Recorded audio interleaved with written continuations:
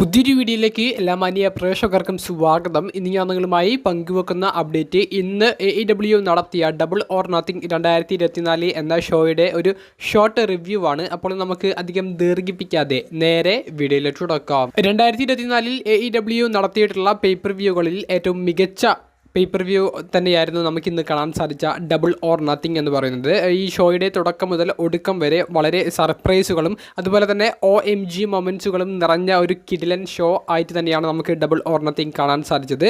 ഈ ഷോ ആരംഭിക്കുന്നത് will Ospreay versus Roderick strong തമ്മിലുള്ള AEW ഇൻ്റർനാഷണൽ ചാമ്പ്യൻഷിപ്പ് മത്സരത്തോട് കൂടിയിട്ടാണ്. മത്സരം അതിഗംഭീരമായിരുന്നു. റോഡ്രിക് സ്ട്രോങ്ങിനെ പരാജയപ്പെടുത്തിക്കൊണ്ട് വിൽ ഓസ്പ്രേ പുതിയ ചാമ്പ്യൻ ആകുന്നതോട് കൂടിയിട്ടാണ് ആ ഷോയുടെ ആദ്യ മത്സരത്തിലെ റിസൾട്ട് നമുക്ക് കാണാൻ സാധിച്ചത്. പിന്നീട് നടന്നിട്ടുണ്ടായിരുന്നത് ഏദം കോൾ എന്ന സൂപ്പർ താരത്തിൻ്റെ ഒരു സെഗ്മെൻ്റ് ആയിരുന്നു. ഏദം കോൾ റിങ്ങിലേക്ക് കയറി വരുന്നതും അദ്ദേഹത്തിൻ്റെ കയ്യിൽ ഡെവിൾ എന്ന ക്യാരക്ടറിൻ്റെ മാസ്ക് ഉള്ളതുമൊക്കെ നമുക്ക് കാണാൻ സാധിച്ചു. പിന്നീട് അദ്ദേഹം പറഞ്ഞ ഒരു സെഗ്മെൻറ്റിൽ ആ മാസ്കിനെ സംബന്ധിച്ച് വളരെ കളിയാക്കിയിട്ടുള്ള രീതിയിലുള്ള ഒരു സംസാരമായിരുന്നു. അവിടേക്ക് സൂപ്പർ താരമായ മുൻ AEW വേൾഡ് ഹെവി വെയ്റ്റ് ചാമ്പ്യനായ MJFൻ്റെ ഒരു റിട്ടേൺ ആണ് നമുക്ക് കാണാൻ സാധിച്ചത്. അത് വളരെ സർപ്രൈസ് ആയിരുന്നു. MJFനെ ആരും അവിടെ പ്രതീക്ഷിച്ചിട്ടുണ്ടായിരുന്നില്ല. MJF വരുന്നു. ആദ്യം MJF പോയി ഏദം കോളിനെ ഹഗ് ചെയ്യുന്നു. പിന്നീട് ലോ ബ്ലോ ചെയ്തുകൊണ്ട് MJF ഏദം കോളിനെ ആക്രമിക്കുന്നു. അപ്പോൾ MJF AEWയിൽ നിന്ന് വിട്ടു നിൽക്കാൻ കാരണം ഏദം കോളിൻ്റെ പുതിയ അൺഡിസ്പ്യൂട്ടഡ് കിങ്ഡം എന്ന് പറയുന്ന ഫാക്ഷനും കൂടി MJFനെ ക്കുന്നതിലൂടെയാണ്. അപ്പോൾ അതിനുശേഷമുള്ള MJFൻ്റെ ആദ്യ അപ്പിയറൻസ് 2024 MJFൻ്റെ ആദ്യ അപ്പിയറൻസ് അതാണ് നമുക്ക് ഇന്ന് കാണാൻ സാധിച്ചത്. MJFൻ്റെ പ്രൊമോ കിടിലനായിരുന്നു. MJF വന്ന ഉടനെ തന്നെ താൻ MJF ആണ്, തന്നെ ന്യൂ ജപ്പാൻ പ്രോ റെസ്ലിംഗോ അല്ലെങ്കിൽ വിൻസ് മിക്മാനോ അല്ല ഉണ്ടാക്കിയെടുത്തത്, താൻ ഒരു ജനറേഷണൽ ടാലൻ്റാണ്, താനൊരു നാച്ചുറൽ ടാലൻ്റാണ്, അങ്ങനെ പറഞ്ഞുകൊണ്ട് ഈ കമ്പനിയുടെ ടോപ്പ് പൊസിഷൻ തനിക്കുള്ളതാണ്, ഞാൻ എങ്ങോട്ടേക്കും പോകുന്നില്ല, ഈ കമ്പനിയിൽ തന്നെ താൻ തുടരും എന്നുള്ള ഒരു കിടിലൻ പ്രൊമോയും അദ്ദേഹം കട്ട് ചെയ്യുന്നു. അങ്ങനെ MJFൻ്റെ ഒരു വമ്പൻ തിരിച്ചുവരവോടുകൂടി അടുത്ത ഒരു സെഗ്മെൻറ്റും ഡബിൾ ഓർ നത്തിങ്ങിൽ അവർ ചെയ്യുകയുണ്ടായി. പിന്നീട് എടുത്തു പറയാനുള്ള ഒരു മത്സരം TNT ചാമ്പ്യൻഷിപ്പിനെ സംബന്ധിച്ചാണ്. WWE ഹോൾ ഓഫ് ഫെയിമറും AEWൻ്റെ TNT ചാമ്പ്യനും ആയ എഡ്ജ് അഥവാ ഏദം കോപ്ലാൻഡ്, അദ്ദേഹം ഹൗസ് ഓഫ് ബ്ലാക്ക് എന്ന ഫാക്ഷൻ്റെ ലീഡറായ മലക്കായ് ബ്ലാക്ക് അലിസ്റ്റർ ബ്ലാക്കിനെയാണ് നേരിട്ടത്. ഇതൊരു സ്റ്റീൽ കേജ് ബാർവേഡ് വെയർ മത്സരമായിരുന്നു. മത്സരം അതിഗംഭീരമായിരുന്നു. ബ്രൂട്ടാലിറ്റിയുടെ ഒരു അങ്ങേ അറ്റമായി നമുക്ക് ഈ മത്സരത്തെ കാണാൻ സാധിക്കും. ഹാർഡ് കോർ തലത്തിലുള്ള ഒട്ടനവധി മൊമെൻറ്റ്സ് ഉണ്ടായിരുന്നു. അതിൽ എടുത്തു പറയേണ്ടത് ഏദം കോപ്ലാൻഡ് ആ സ്റ്റീൽ കേജിൻ്റെ മുകളിലേക്ക് കയറി മലക്കായ് ബ്ലാക്കിനെതിരെ ഒരു എൽബോ ഡ്രോപ്പ് ചെയ്യുന്നതാണ്.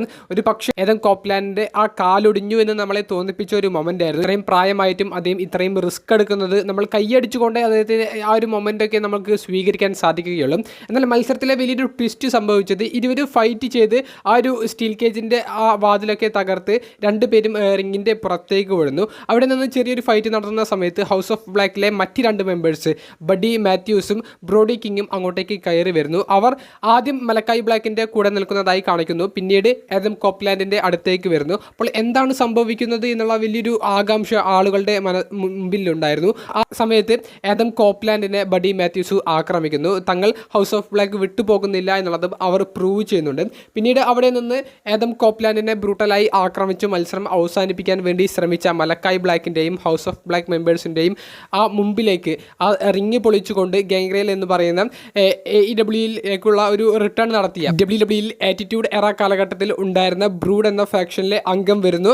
ഏദം കോപ്ലാൻഡിനെ സഹായിക്കുന്നു. ഈ അവസരം മുതലെടുത്തുകൊണ്ട് മലക്കായ് ബ്ലാക്കിനെ സബ്മിഷനിലൂടെ ഏദം കോപ്ലാൻഡ് പരാജയപ്പെടുത്തുകയും ടൈറ്റിൽ റിട്ടേൺ ചെയ്യുന്നതുമാണ് നമുക്ക് കാണാൻ സാധിച്ചത്. ഏദം കോപ്ലാൻഡ് അഥവാ എഡ്ജ് ഈ പ്രായത്തിലും കിടിലൻ പെർഫോമൻസ് AEWയിൽ കാഴ്ചവെക്കുന്നുണ്ട് എന്നുള്ളത് നമ്മൾ ഒരിക്കലും തള്ളിപ്പറയാൻ പാടില്ല. പിന്നീട് പങ്കുവെക്കാനുള്ള മറ്റൊരു മൊമെൻറ്റ് വില്ലോ നൈറ്റിംഗൽ എന്ന് പറയുന്ന TBS ചാമ്പ്യനെ പരാജയപ്പെടുത്തിക്കൊണ്ട് മെഴ്സിഡീസ് മനെ WWEയിൽ സാഷ ബാങ്ക്സ് എന്ന് അറിയപ്പെട്ടിരുന്ന താരം പുതിയ TBSൻ്റെ വുമൻസ് ചാമ്പ്യനായി എന്നുള്ളതാണ്. അപ്പോൾ TBS ചാമ്പ്യൻഷിപ്പ് മെഴ്സിഡീസ് മനെ വിജയിക്കുന്നതിലൂടെ വുമൻസ് ഡിവിഷന് കുറച്ചും കൂടി പ്രാധാന്യം AEWയിൽ കിട്ടുമെന്ന് തന്നെ പ്രതീക്ഷിക്കുന്നു. ടോണി ഗാണിന് പേഴ്സണലി വുമൻസ് മത്സരങ്ങൾ അത്ര വലിയ താല്പര്യമുള്ള ഒരു വ്യക്തിയല്ല. അതേ ആ സ്റ്റോറി ലൈൻ എഴുതുമ്പോൾ AEWൻ്റെ ആ വുമൻസ് ടൈറ്റിലിന് മാത്രമാണ് കുറച്ചും കൂടി പ്രാധാന്യം പ്രാധാന്യം കൊടുക്കാറുള്ളൂ. മറ്റ് സ്റ്റോറി ലൈനൊന്നും അധികം വലിയ പ്രാധാന്യം കൊടുക്കുന്നതായിട്ട് ഡൈനാമൈറ്റിലോ കൊളീഷനിലോ റാംപേജിലോ നമുക്ക് കാണാൻ സാധിക്കാറില്ലായിരുന്നു. എന്നാൽ TBS ചാമ്പ്യൻഷിപ്പ് സാഷ ബാങ്ക്സ് അഥവാ മെഴ്സിഡീസ് മണിയുടെ കയ്യിലേക്ക് എത്തുമ്പോൾ വുമൻസ് ഡിവിഷനിലെ മറ്റ് റെസ്ലേഴ്സിനും വലിയൊരു പ്രാധാന്യം കിട്ടുമെന്ന് കരുതാം. മെഴ്സിഡീസ് മണിയെ വമ്പൻ കോൺട്രാക്റ്റ് കൊടുത്തുകൊണ്ടാണ് AEW സ്വന്തമാക്കിയത്. മെഴ്സിഡീസ് മണിയുടെ സ്റ്റോറി റേറ്റിംഗ്സ് ബൂസ്റ്റ് ചെയ്യുമെന്നാണ് അവർ പ്രതീക്ഷിക്കുന്നത്. ഇനി വരുന്ന വീക്ക്ലി എപ്പിസോഡുകളിൽ നമുക്ക് കൂടുതൽ അപ്ഡേറ്റ്സ് കണ്ടു തന്നെ അറിയാം. അവസാനത്തെ ഒരു അപ്ഡേറ്റ് ഡബിൾ ഓർ നത്തിങ് പേപ്പർ വ്യൂവിൻ്റെ മെയിൻ ഇവൻറ്റിനെ സംബന്ധിച്ചാണ്. അനാർക്കി ഇൻ ദി എറീന എന്ന് പറയുന്ന മാച്ച് അതികിടിലമായിരുന്നു. ഡബിൾ ഓർ നത്തിങ് എന്ന് പറയുന്ന ഈ ഒരു ഷോ മെയിൻ ഇവൻറ്റിന് മുൻപ് എത്രത്തോളം കത്തി നിന്നുവോ ആ കത്തലിനെ കുറച്ചും കൂടി മുകളിലേക്ക് ഉയർത്തുന്ന രീതിയിലുള്ള ഒരു മെയിൻ ഇവൻ്റാണ് നമുക്ക് കാണാൻ സാധിച്ചത്. അതായത് അനാർക്കി ഇൻ ദി എറീന എന്ന് പറയുന്ന മത്സരം ഒരു 8-man ടാഗ് ടീം മത്സരമായിരുന്നു.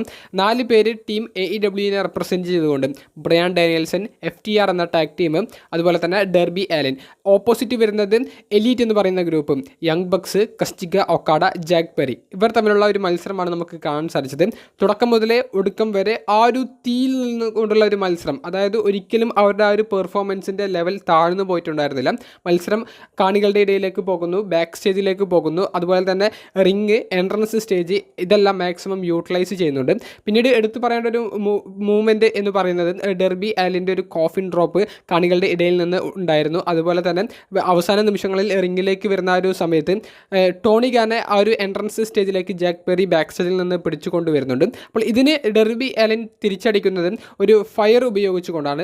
തീയിൽ പെരിയെ മുക്കുന്നത് നമുക്ക് കാണാൻ സാധിച്ചു, അല്ലെങ്കിൽ കരിയിച്ച് കളയുന്ന രീതിയിലേക്ക് അവർ ഉപയോഗിച്ചിട്ടുണ്ടായിരുന്നു. ഫയർ എക്സ്റ്റൻഷൻ ഉപയോഗിച്ചുകൊണ്ടാണ് ജാക്ക് പെറിയെ യങ് ബക്സ് അവിടെ നിന്ന് രക്ഷിക്കുന്നത്. പിന്നീട് സെക്യൂരിറ്റീസൊക്കെ വന്നുകൊണ്ട് ആ തീയണക്കാൻ വേണ്ടിയിട്ടുള്ള ശ്രമങ്ങൾ നടത്തിയിട്ടുണ്ട്. ജാക്ക് പെറിക്ക് എന്തായാലും ഇഞ്ചുറി ഒന്നും പറ്റിയിട്ടില്ല. അത് സിനിമയിലും മറ്റും ഉപയോഗിക്കുന്ന രീതിയിലുള്ള ഒരു തീയാണെന്ന് വിചാരിക്കുന്നു. അതിനുശേഷം ഡെർബി ആലനെ ഇവർ റിങ്ങിൻ്റെ സെൻറ്ററിൽ കാലിൽ കെട്ടി തൂക്കുന്നത് നമുക്ക് കാണാൻ സാധിക്കുന്നുണ്ട്. അപ്പോൾ young bucks executive vice president ആയതുകൊണ്ട് തന്നെ അവർ എന്തും ചെയ്യും വിജയിക്കാൻ വേണ്ടിയിട്ടുള്ളത് എന്നുള്ള അവരുടെ ക്യാരക്ടറാണ് അവിടെ കാണിക്കുന്നത്. അതിനുശേഷം ഡെർബി ആലനെ ഇവർ ആക്രമിക്കുന്നുണ്ട്, സൂപ്പർ കിക്കൊക്കെ ചെയ്യുന്നുണ്ട്. എന്നാൽ ബ്രയാൻ ഡാനിയൽസന് തിരിച്ചടിക്കാൻ സാധിക്കുന്നില്ല. ബ്രയാൻ ഡാനിയൽസൺ മാക്സിമം ശ്രമിക്കുന്നുണ്ടെങ്കിലും ബ്രയാൻ ഡാനിയൽസനെ പിൻ ചെയ്തിട്ടാണ് ജാക്ക് പെരി ഈ ഒരു മത്സരം അവസാനിപ്പിക്കുന്നത്. അതായത് ഷൂവിൻ്റെ അടിയിൽ സ്പൈക്കൊക്കെ ഉപയോഗിച്ച് ആ ഷൂ ഉപയോഗിച്ചുകൊണ്ട് സൂപ്പർ കിക്ക് ചെയ്യുന്ന കുറേയധികം മൊമെൻറ്റ്സ് ഉണ്ടായിരുന്നു. അതുപോലെ തന്നെ ഇലക്ട്രിക് ചെയറൊക്കെ ഉപയോഗിക്കുന്നതായിട്ട് നമുക്ക് കാണാൻ സാധിച്ചു. അതികിടിലമായിട്ടുള്ള ഒരു മത്സരമായിരുന്നു. എന്തായാലും വീഡിയോ സംബന്ധിച്ചുള്ള നിങ്ങളുടെ അഭിപ്രായങ്ങൾ, പ്രത്യേകിച്ച് ഡബിൾ ഓർ നത്തിങ് പേപ്പർ വ്യൂവിനെ കുറിച്ചിട്ടുള്ള നിങ്ങളുടെ അഭിപ്രായങ്ങൾ കമൻറ്റ് ബോക്സിൽ നിന്ന് രേഖപ്പെടുത്തുക. ഇത് കൂടാതെ ഒട്ടനവധി മത്സരങ്ങൾ നടന്നിട്ടുണ്ടായിരുന്നു. എല്ലാം കിടിലനായിട്ടുള്ള ഒരു പേപ്പർ വ്യൂ എന്ന് തന്നെ നമുക്ക് നിസ്സംശയം പറയാൻ സാധിക്കും. അപ്പോൾ അടുത്തൊരു വീഡിയോയുമായി കാണുന്നത് വരെ ബൈ.